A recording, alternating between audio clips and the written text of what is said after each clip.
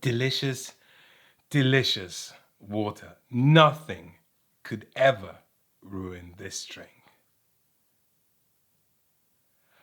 Oh yeah, it's you. Barrage is an incompetence simulator where 1 to 4 players will attempt to milk water for electricity until they realize that water just doesn't work that way. How do you even begin to milk water? Well, it turns out you need 3 things. First, you'll need to build a dam. As the water flows down the river from the mountains, it will stop at every dam and wait to be milked. Then you need to build a conductor. This is the person that actually milks the water and sends it down the pipe. And finally, as the water flows all the way down the pipe, it reaches the power plant where a bunch of people sit and wait for the water to come. And when they see it, they go, "Hooray, the water is coming, hooray, the water is coming," and then everybody drowns. Sorry, got carried away there a little bit. You might be saying to me though, Efka, this sounds like a delightful Euro game where you'll build this cool combo of 3 buildings and that'll make the water flow and then you'll produce energy and then you'll score points.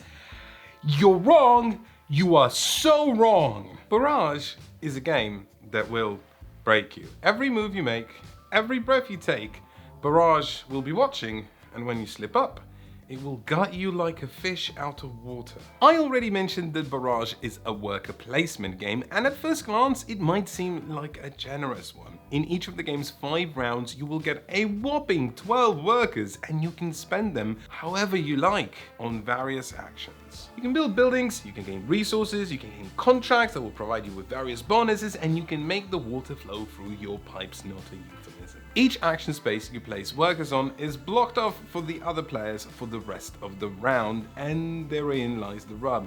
Because each player has a whopping 12 workers, this Spartan action board will get clogged up quicker than bad plumbing.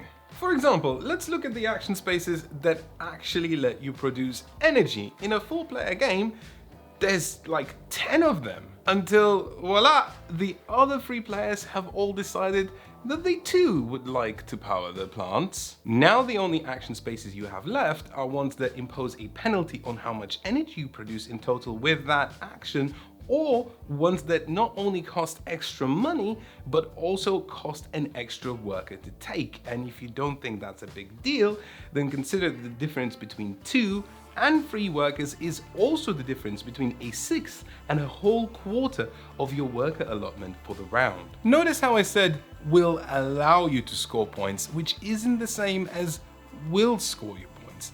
This is the energy track, which you will very quickly come to loathe. Each time you produce energy, your total will be marked and recorded as a display of prominence or outright shame. Whoever produces the most energy in a given round will be awarded a bonus of 6 points, and this makes sense. In Barrage, you are playing a real-world fictional country, and energy production is framed as a yardstick competition.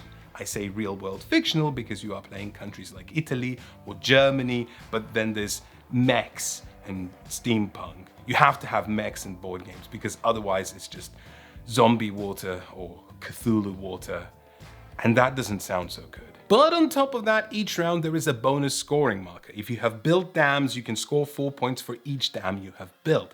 The problem is that you'll only score all of those points if you reach the requisite space on the energy track, which each round slides further and further away. And because this is obviously a race, spaces that let you actually produce energy will disappear faster than water disappears in a box of sand, which according to scientists is very, very fast. And if you think that sounds tight, you haven't yet considered this map. Salty. Welcome to the battlefield of the best water fight since everyone at my college got themselves a super soaker. Let's examine what happens when I attempt to harness the power of flow, which is about as easy as capturing water with your bare hands. During each round, there will be water at the top of this board. At the end of the round, these will start falling down, and unless something barricades it, it will tiddle all the way down this river. Let's capture it, you say. That water will do a lot of work for us because that's how water works in the waterworks. There's a few things we need to consider here. The cost of building a dam is more expensive above than it is below, and that makes sense because it's harder to build in the mountains. We could afford it, but then we wouldn't have enough resources left to build a conductor. And not to mention that conductors generally tend to be more expensive the higher you go as well. But let's say we manage to build a dam, an elevation for the dam, a connected conductor, and a connected power plant. Great!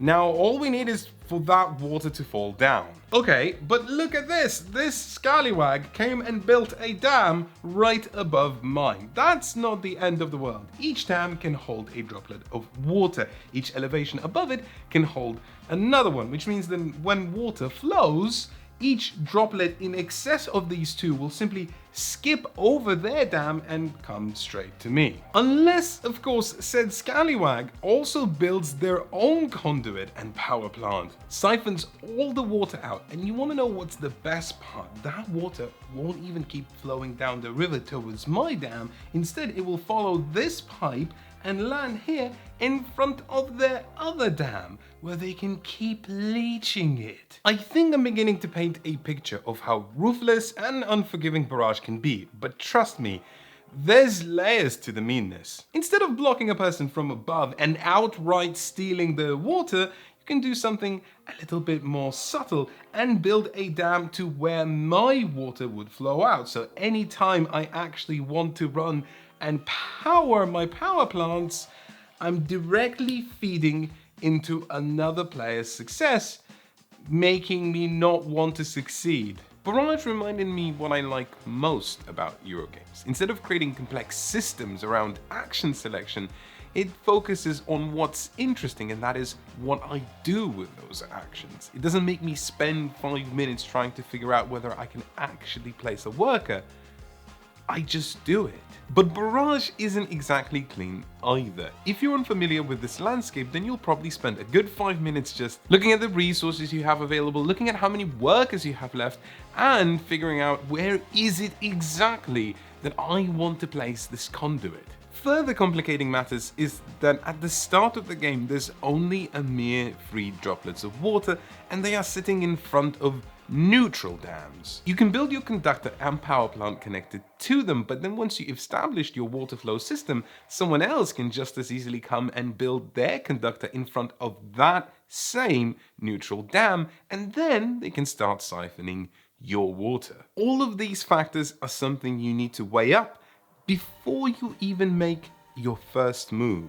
Because appropriately for a game about the flow of water, those first moves will cascade either into a tense to and fro between the giants of industry or an embarrassing display of bumbling and buffoonery. And even when you've figured everything out and coagulated what you think is the perfect plan, there is still that little matter of resources. Every time you build a building, you need to spend machineries, either Brown Frogs or Starship Enterprises. Then you need to take a technology tile that matches the building that you want to build, and together with the required machineries, slot them into this wheel and turn it. It's not going to be smooth.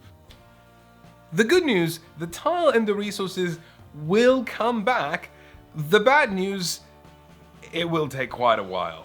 Each time you build something, you get to rotate this wheel, but another problem that the game chucks at you as if you were some sort of a bin that recycles problems is that at the beginning of the game, you don't have enough resources or enough tiles to complete enough revolutions to even get them back. You can visit an action that will turn things faster, but those spaces are scarce and once again expensive. The more I played Barrage, the more I realized that it's a very compelling puzzle that straddles the dichotomy of here's all the cool things I can do and total prohibition created by my own hubris. Yes, it can be slow, especially with more players, as everyone stares at the board with glazed over eyes trying to figure out the most optimal placement of a wooden block. But frankly, that is simultaneously the part that is most enjoyable because your brain can't help itself but start drawing patterns and routes and trying to piece together this impossible enigma that will inevitably get ruined by your friends. And then you set up the game again and realize, wait a minute, everyone's playing a different faction that's also randomly paired with another power that's exclusive to you, which is just a lovely touch because unique player powers are already a boost to replayability, but pairing two together, that just means you're going to be playing a different puzzle every single time. If you ask me right now whether Barrage was a good game, I would say 100% yes. Everyone I played Barrage with had a good time, but then when I asked my players whether they would rather play this or Terra Mystica, everyone unanimously said Terra Mystica. And it's an apt comparison and a valid response. Both games feature a spatial expansion puzzle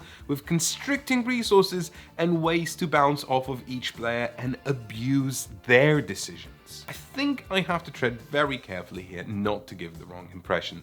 Barrage is a mean game, and to fully engage with it and appreciate all its systems, you have to be ready to outright cut people off from their goals and potentially make them have a bad time. Some people will bounce off of that immediately. If you like your Euros with little interaction, stay away from this as far as possible. But that isn't really the issue, that's just style. And I do like my Euro games cutthroat, but I do wish that Barrage handled meanness in a different way. When someone cuts me off in Terra Mystica, or if I make a mistake, I have so many options to bounce back. I might no longer be able to win the game, but I'm still in the game.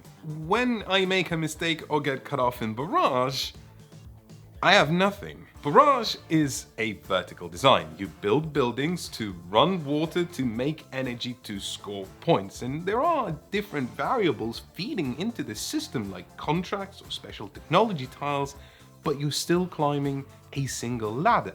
And if you fall, none of what I have just said makes Barrage unenjoyable. If you like building connections and finding paths and messing with your opponents, this is still a pretty great water slide.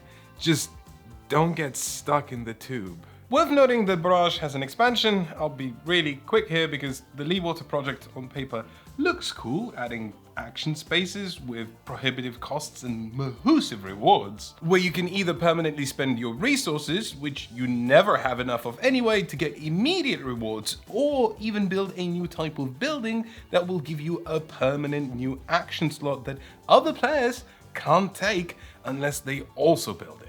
There's even a new faction and new unique player abilities, and so far this sounds like a treasure trove, right? Except that the Leawater project expands the decision space so wide that the whole thing becomes wishy-washy, muddlesome, and just a bit blah. I imagine people who play this game day in and out will find a lot to appreciate in it, but for me, it just took it in a weird direction, and I think I prefer the purity of the base game on its own.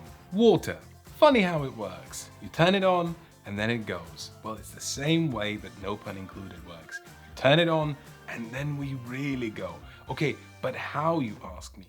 How do you turn on No Pun Included? Good question. Our channel survives solely on the generosity of our backers on Patreon. Being crowdfunded, we can indulge in the luxury of being entirely independent and are not required to do things like Kickstarter previews. We don't deal financially with publishers, we simply review their games. If you value that kind of work and can afford to support us, please consider doing so. One of our backers, Aaron Quintanilla, even backed us at a pledge level where they get their own personal shout out. Thank you very much, Aaron. Without your support, we couldn't keep going. And we have these t-shirts. You can buy them now, but only for like a month. After a month, they'll be gone. You won't be able to get them. And if you're a patron, you get a £4 discount. But don't tell anyone I said that.